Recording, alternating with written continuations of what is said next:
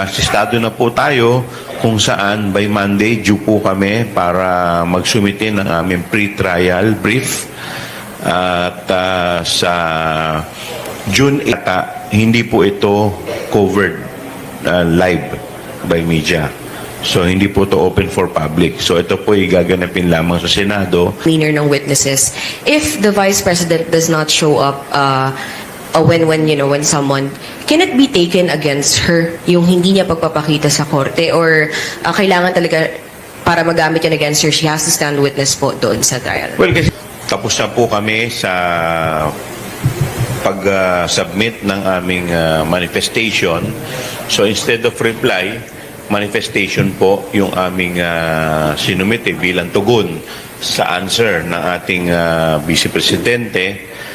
Dahil naniniwala po kami, ito naman ay parang non-answer din yung kanyang sinumite. Sa maraming dahilan, yung laman ng aming manifestation, unang-una, doon sa kanyang answer kasi parang pinapamotion to dismiss niya. This is like parang motion to dismiss.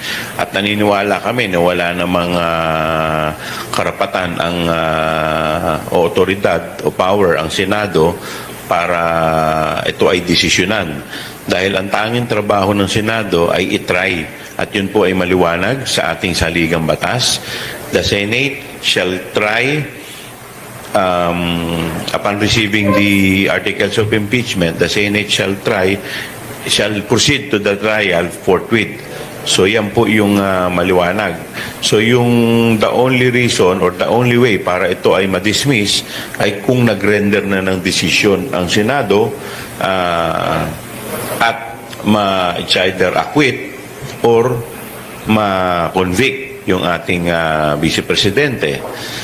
So, isa po ito sa aming argumento. Pangalawa po, sinasabi rin po namin sa aming manifestation na ang Senado ay hindi po appellate court.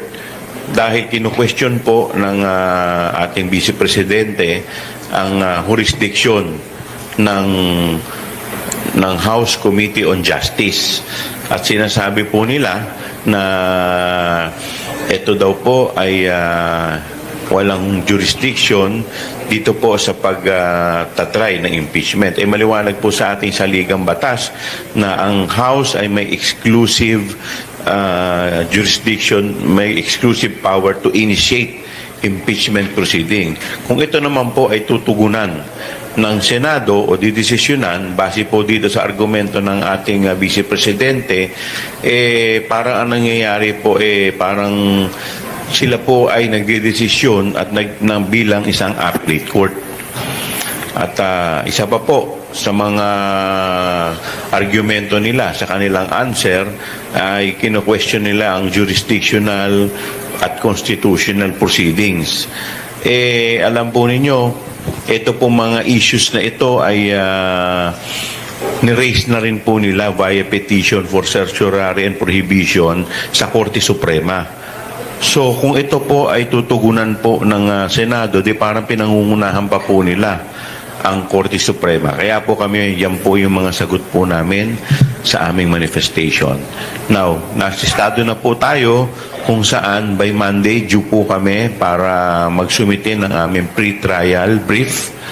At sa June 18, dito na po gaganapin ang pre-trial conference. Ang pre-trial conference po ay hindi po ito covered live by media.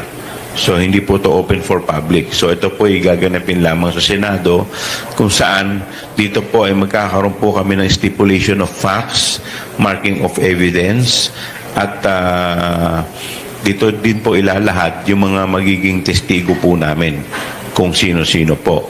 Ito po ginagawa to prevent surprises pagdating na po sa trial proper. At sa July 6, dito na po naka-schedule ang trial proper po sa Senado. So magandang umaga po sa inyong lahat.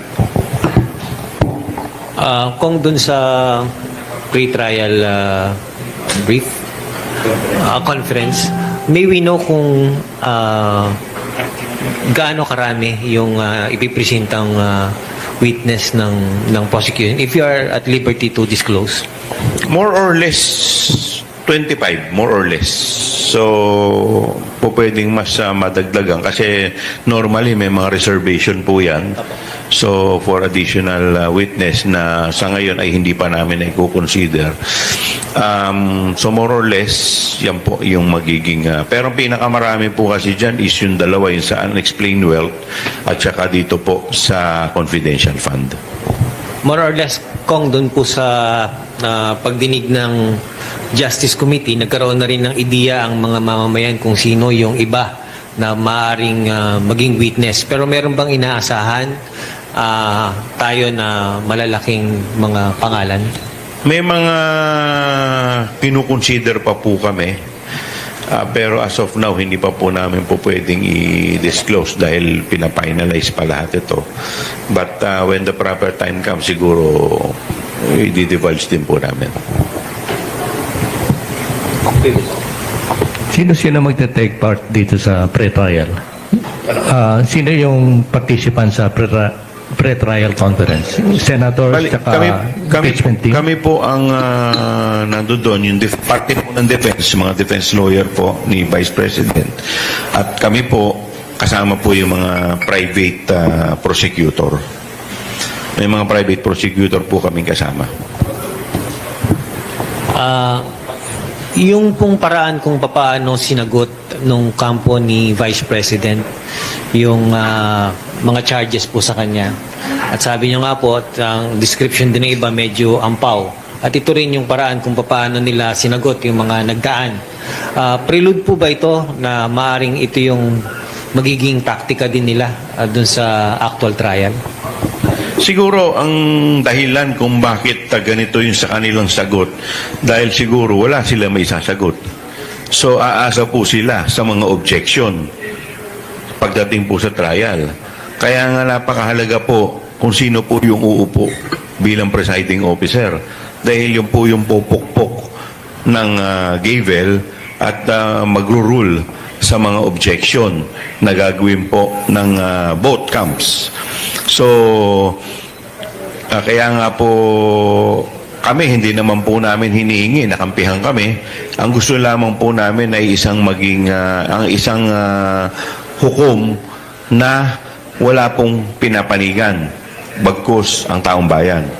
Yun lang po yung gusto namin. Para maipresenta po namin ng maayos ang aming mga ebidensya. Kasi kahit gaano po kabigat ang aming ebidensya, kung ito naman po ay hindi papayagan ng presiding officer o ng mga senator judges, at ng mga senator judges, magiging baliwala lamang po ang mga ebidensya. Kasi it's either yung senator judge na presiding officer ang magdidesisyon o pwede po niya itong bagsak sa ang pagdidesisyon pwede pong ibigay sa mga senator judges via vote. Hindi pa malinaw sa ngayon kung sino ang preside dun sa impeachment trial. Kasi based po dun sa dating rules, pagka ang presidente po ang nililitis sa impeachment, automatic ang Chief Justice. Pag hindi po ang presidente ng Pilipinas, all other impeachable officers like the Vice President, Ombudsman, members of the Supreme Court or Constitutional Commission, ang uupo dun ay yung Senate President. Pero naalala ko po, nung nakaraang o nung huling session po ng Senado, inamyendahan po nila yung kanilang rules kung saan pagbobotohan nila kung sino ang uupo bilang presiding officer. So po pwede pong ikaw yung, pwede pong si Senate President Twin Gatchalian ng Senate President na nire-recognize ngayon, pero hindi siya yung uupo bilang presiding officer. So, posible po yun. Based po dun sa bagong amended rules. Kung mag-insist si Senator Cayetano na siya yung still the Senate President, magkakagulo ba yung pre-trial Well, conference? ito po kasi basta't kami po sa party po namin, sa House at sa prosecution panel, ang nire-recognize po namin ay yung leadership po ngayon ni Senator Win Gatchalian.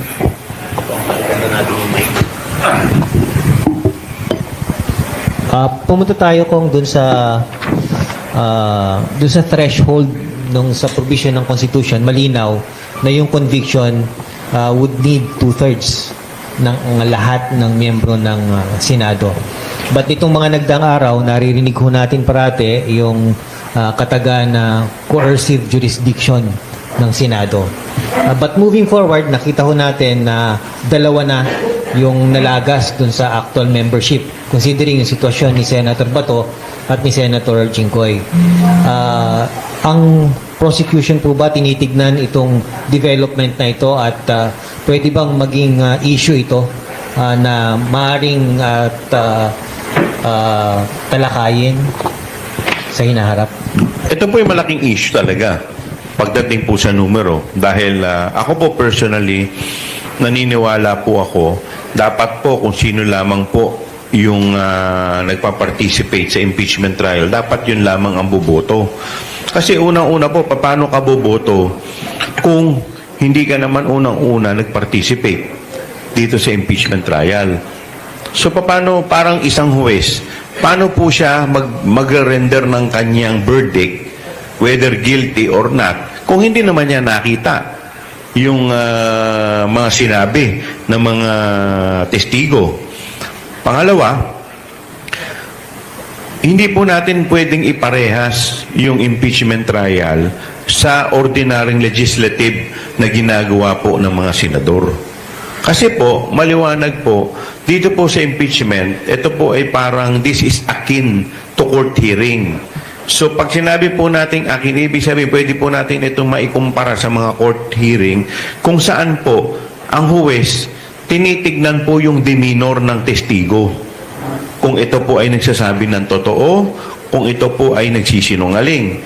Parte po ng kanilang pag-render ng kanilang judgment base po sa mannerism, sa conduct ng testigo na inuupo po sa witness stand.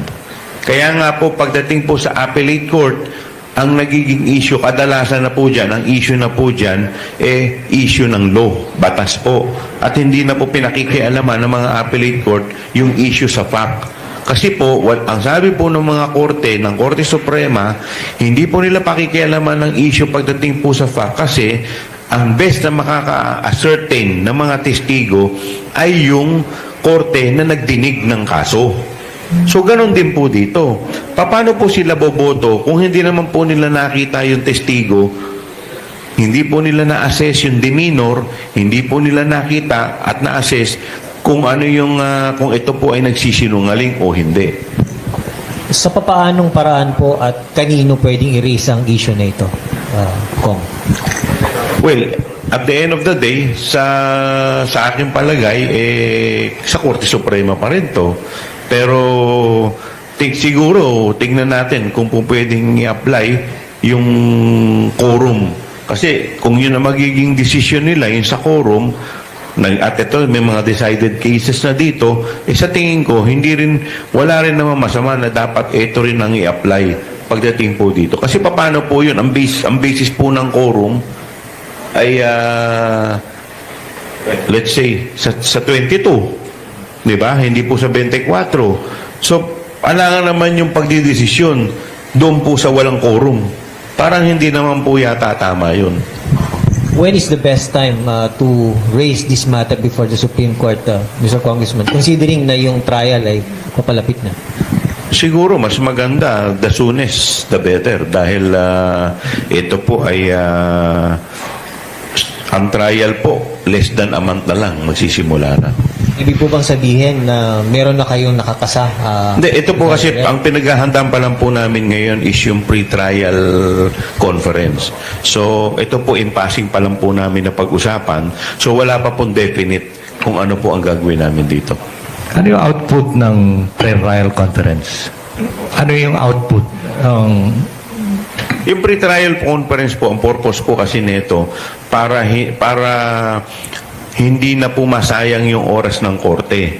Kumbaga, yung po pwedeng pagkasunduan pagkakasunduan na dito para hindi na kailangang patunayan pa pagdating po sa trial.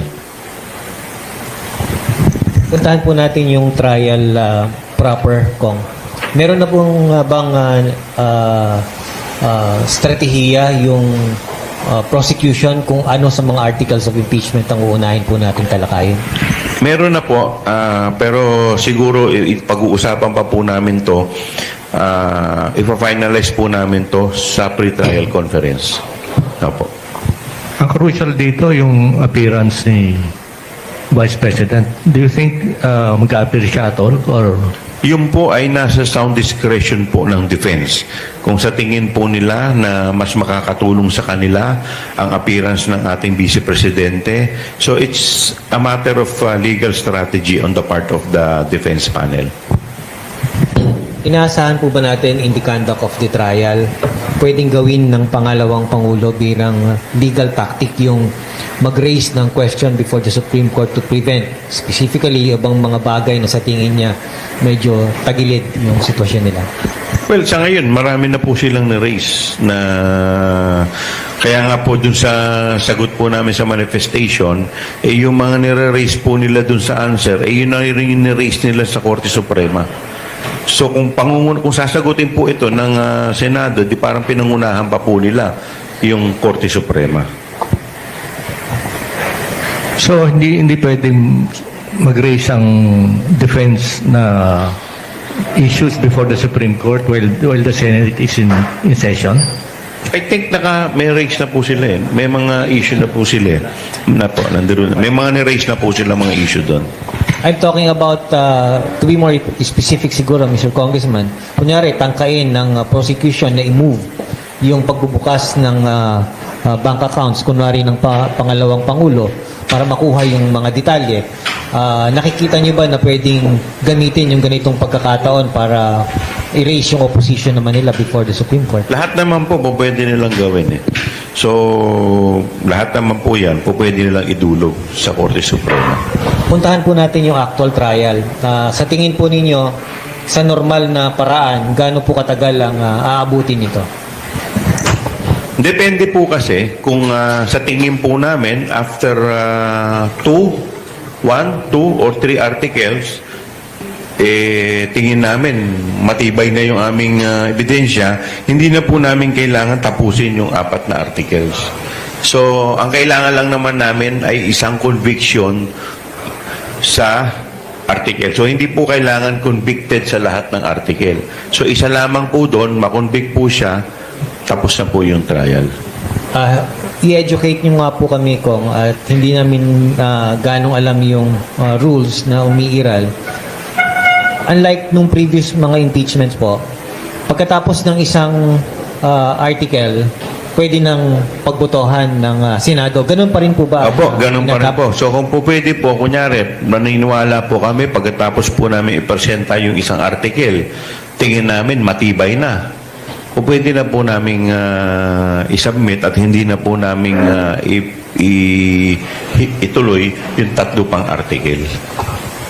Meron pa yung line-up na nung paano nyo i-discuss yung 4 articles? Meron na po, pero hanggat hindi pa po na sa pre-trial na po kasi namin i-divulge. So hanggang ngayon, meron na po kami propose. So ipa-finalize po namin yan siguro by next week bago po mag pre-trial conference. Parang sinabi ni Congressman Ridon a few weeks ago yata na kahit sa isang article lang, pwede makonvict na si Opo, Vice yun po President. yung kaninang binanggit ko. So, hindi po namin kailangan patunayan yung 4 na article. Kung sa tingin namin, yung unang article pa lamang, matibay na ang ebidensya at naniniwala kami na doon pa lang makukonvict na, pwede pong hindi na po namin ituloy at pwede pong doon lamang ay pagbotohan na ng mga senador. Sa paraan kung paano po nilalatag ng prosecution yung kanilang legal strategy at this point, sa tingin po ninyo, ano ang tsansa na ipipresenta nila ang pangalawang Pangulo bilang witness? Bilang mag-appear dun sa trial? Well, hindi ko po kasi hindi ko kung ano yung magiging legal strategy nila. Dahil sa totoo lang, nakikita ko lang na mahalaga yung salaysay ng ating pangalawang Pangulo. Pinakamahalaga po pagdating po dun sa threat. So, siguro, mas maganda kung may paliwanag rin niya. So, pero siyempre, at the end of the day, diskarte po ng defense yan. Baka mamaya, pag isinalang po nila, baka mas mapasama. So, kaya hindi ko po pwedeng pangunahan sila kung ano po yung kanilang gagawin. Parang lumalabas na may reply daw si VP Sara na a total of 1,000 pages. 51 pages lang po yung kanyang... Yung pinaka, Apo, yung kanyang- substantive issues na, no? Apo. Tapos in the rest, puro ano yun, evidence or counter evidence? Mga attachment po siguro Attachment. nila. Pero 51 lang po yung kanilang answer. Alam po natin yung nangyayaring sigalot ngayon sa Senado.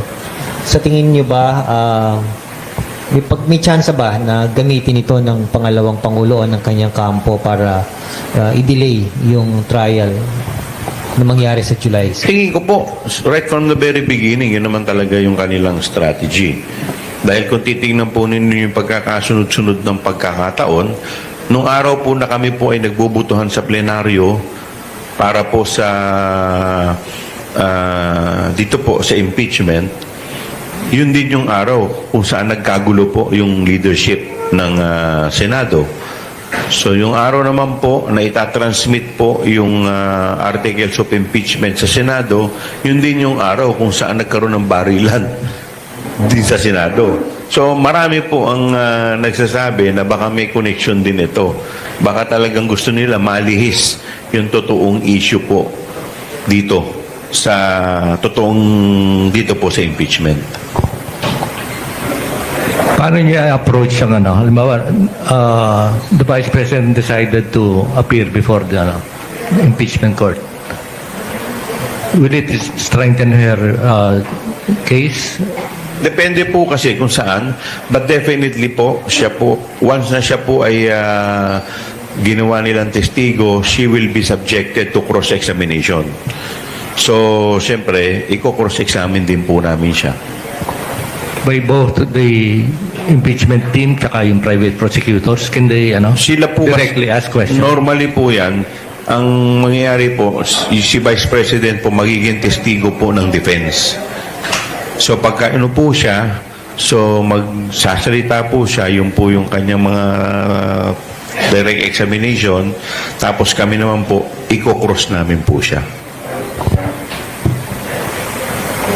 Sige, questions from media bago Yes, sir.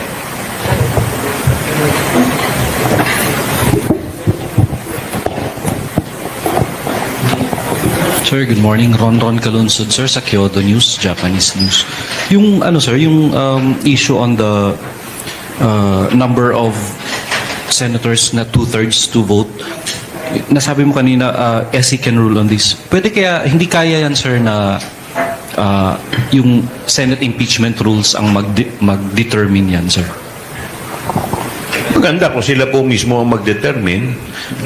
But definitely, ako naniniwala, pag yun po ay hindi pabor sa both parties, either party po pwede tumakbo sa Korte Suprema.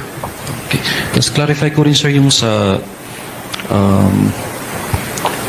decision, sir, limbawa, first article yung isasubmit nyo na for resolution by the court. What if their decision would only be to wala yung discretionary na ruling na hindi ka na pwedeng tumakbo sa any public office kasi di ba yun yung two penalties yun, sir, di ba yung isa mandated? Ang prayer po kasi namin dalawa. Unang-una po removal at yung pangalawang ang pangalawa pong prayer namin is perpetual disqualification from public office. Because we believe lahat naman po ng grounds dito sa articles of impeachment is grave.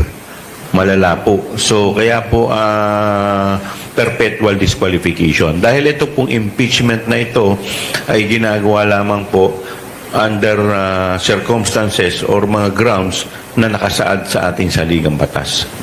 So you will only rest your case, sir, pag na-achieve yung dalawang prayer na yan, sir? Yun po yung prayer namin. Apo. So normally po yan, pag magdidesisyon, dalawa po magiging desisyon yan. Okay, thank you, sir. Hi sir, good morning po. Angela Babad po from PRTV.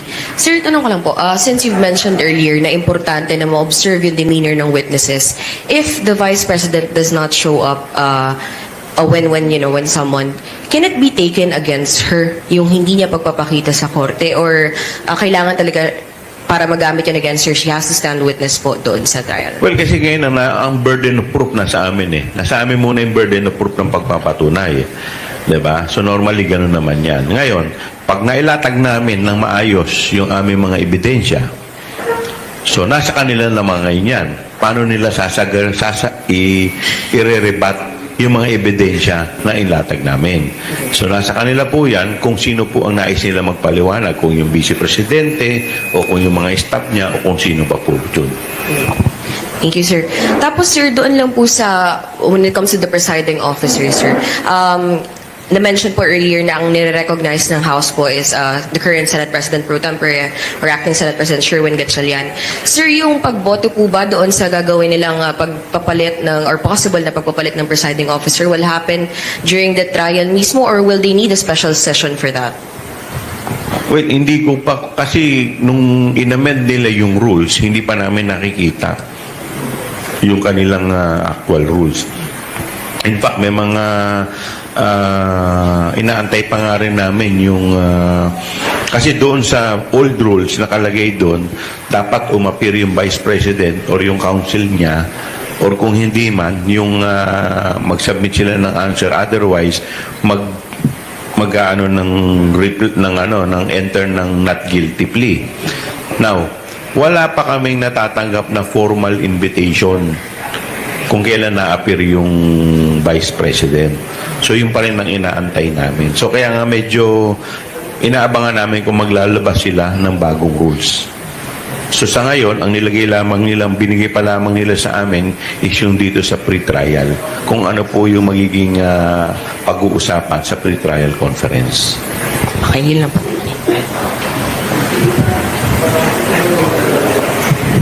More questions from media? Balikan ko lang, Kuya Butch, yung tanong kanina dun sa thresholds ng two-thirds kong. Sino ba ang pwedeng maging party na mag-raise ng question na yan? Pwede bang simpleng taxpayer sa kung lang yan? Case or on ordinary citizen, pwedeng siyang mag-elevate ng kaso na yan sa Supreme Court, o kailangan yung either party? Well, siguro kung nagkaroon na ng issue tungkol dyan, dahil baka mamaya pag-uusapan pa nila sa Senado kung paano magiging, wag muna natin pangunahan ng mga senador kung ano ang mamaya, magkasundo naman sila. So, tingnan muna natin. Kasi may mga internal sila eh. So, tingnan natin muna kung ano rin yung ilalabas nilang rules nila. Pero follow-up ko lang, Kuya Butch, if I may. Kanina, binabanggit niyo yung issue ng quorum. Siguro, you're referring dun sa kaso ng Cuenco and dun ba sa reading nyo doon, Kong, bilang abogado, sa tingin nyo, sapat yung ruling na yon para gamitin bilang matibay na... Doon sa quorum, sa issue ng quorum, malinaw eh. In fact, hindi lang naman yung mga kasalukuyang senador na ang nagsasabi dito, bagkus pati mga legal luminaries. Nagsalita na si Senator Franklin Drilon, ang IBP, at kung sino-sino pa na masasabi natin na mga patikang abogado. So, ako po naniniwala na wala naman pong issue pagdating po dito. Yung provision ng Constitution na 16 senators should it will take 16 senators to convict and 9 to acquit. Is that something na cast in stone na hindi pwedeng baguhin na? Hindi, Pero given yung kagaya po situation na 22 lang. Kagaya po ng binanggit ko kanina na ito po kasing issue dito sa quorum ay tingin ko personally po pwede rin ito rin yung maging basis dito pagdating po dito. Kasi paano po kayo boboto kung wala namang po kayo sa trial? So paano parang wala naman po yata ako narinig na yung judge nag-render ng kanyang decision na hindi naman umattend ng trial. So, meron po bang naging desisyon dito na ang huwes ay nagbigay ng kanyang desisyon na ni minsan hindi pa niya nakita yung trial, hindi siya naka-attend? Para magiging unfair din naman yun kung ano yung magiging desisyon niya. Sige. Sir, sorry, just to follow up on that question po. Kung sakali lang po, regarding nga doon sa number ng senators for the voting, senator judges for the voting po, magbabago, let's say, makast in stone na let's say, a rule has been cast na. Pero kung sakali lang, kasi there are ongoing reports na syempre, may iba ding mambabatas pa na possible or haharap sa mga kaso. Let's say, mangyari the same thing with other senators as well na hindi sila maka-appear and may haharapin sila. Paano yung magiging process po? Magbabago ba ng paulit-ulit or kailangan bang mag-set ng rules ulit? Well, kung ang titignan nga natin yung yung dun sa kaso ni Abilino versus Cuenco, ang sinasabi kasi doon kung sino yung physically present na yung iba kasi talaga kahit anong gawin nila, hindi naman talaga sila makakapunta doon Like for example, si Senator Bato, hindi naman natin nowhere to be found, hindi naman siya talaga hindi naman siya mahanap, 'di ba? So, physically impossible din kaya on the part ni Senator Jinggoy. So, yung mga sitwasyon kasi nila, unlike kung kunyari, let's say, absent ka lang ngayon, pero wala namang maghihinder sa'yo physically para umattend. So, ibang sitwasyon yun. Pero kasi dito, alam naman natin na from start to finish, I'm sure, unless, of course, makalaya agad si Senator Jinggoy nang hindi pa natatapos yung impeachment. But ano naman yung magiging paano naman magiging fair yun on the part of defense at saka sa amin kung buong trial hindi naman niya nasaksihan, hindi siya nakapag-participate, wala siya doon, tapos hihingi ng boto niya. So ano naman na magiging, paano nagkaroon ng fair justice doon sa ganung sitwasyon? Hindi po ba fair lamang kung sino yung nando doon, sila ang mag-desisyon dahil sila ang nakakapag-observe ng mga demeanor ng mga iuupong testigo, both sa parte namin at sa parte rin ng defense. We know that yung Office of the Ombudsman is building a case against several other senators for plunder and so on. Kung mababawasan pa yung quorum ng Senate, how would that affect the voting? Whether to convict or to acquit? Well, kung susundin natin yung ganitong sistema, definitely, it will affect the voting. Mababawasan ang mababawasan. Following your premise, Kong, sabi nyo kanina, hintayin ang Senado, baka itong bagay na ito. Although ito sinasabi ko po, opinion ko lang personal opinion ko pa lang. So, syempre, wala namang, I'm sure, may mga kukontra dito, may mga mag-a-agree rin sa akin, but ito naman ay personal ko lang na opinion. Hindi po yan ang opinion ng buong prosecution panel. Exactly. Kong, the reason why I'm asking you this, kasi sabi nyo kanina, ang premise po natin is that hintayin ang Senado, baka sila mismo ay pag-usapan itong bagay na ito because as we speak, ito naman napag-uusapan na rin, especially sa social media. But if and when ito ay hindi talakayin ng Senado, gaano kabilis na pwedeng erase ito ng prosecution? Ang totoo niya, hindi pa po namin ito napag-uusapan officially. But siguro, after this pre-trial conference, baka pag-usapan na rin po namin to. Dahil at the end of the day, kami naman din po ang may concern dito dahil sa numero. Kaya ko lang po ito na itanong ko kasi siyempre sa pag-usad ng kaso at somewhere along the way ito ay erase, definitely po makakadagdag ito sa pagkabalam ng trial. Tama po kayo doon. Sige, we know that you have a prior commitment. Wala na tanong. Pasalamat tayo kay Congressman Joel Chua for coming over and giving us Maraming salamat preview of po. what will happen sa mga in the coming week and weeks. Maraming salamat po. Thank you very much, Kong.